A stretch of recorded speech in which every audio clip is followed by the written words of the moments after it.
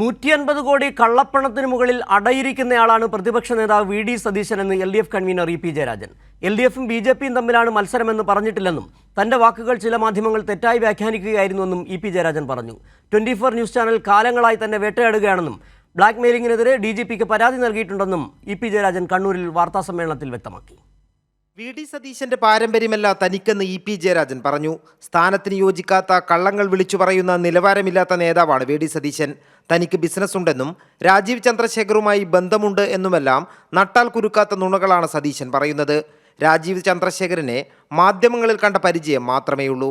തനിക്ക് ബിസിനസ് ഉണ്ടെങ്കിൽ വിശദാംശങ്ങളും മുദ്രപേപ്പറുമായി വന്നാൽ എല്ലാം സതീശന് എഴുതി കൊടുക്കാമെന്നും ഇ പി പറഞ്ഞു.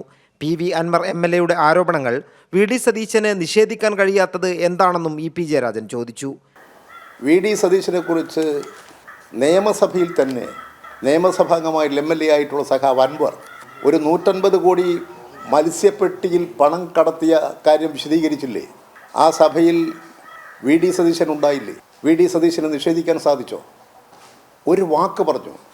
വി ഡി സതീശൻ എന്താ പ്രതികരിക്കാൻ കഴിയാത്തത്?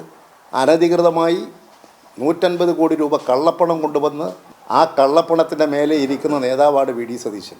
24 ചാനൽ കാലങ്ങളായി വേട്ടയാടുകയാണെന്നും ബ്ലാക്ക് മെയിലിംഗിനെതിരെ ശക്തമായ നിയമ നടപടി സ്വീകരിക്കുമെന്നും ഇ പി പറഞ്ഞു.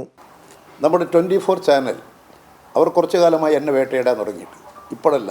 ആ 24 ചാനൽ ഞാൻ നേരിട്ട് കണ്ടു.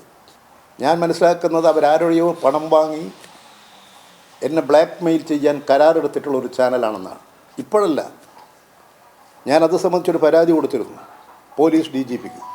LDFും UDFും തമ്മിലാണ് മത്സരമെന്ന് ഒരിടത്തും പറഞ്ഞിട്ടില്ല. മാധ്യമങ്ങൾ തൻ്റെ വാക്കുകൾ തെറ്റായി വ്യാഖ്യാനിക്കുകയായിരുന്നു.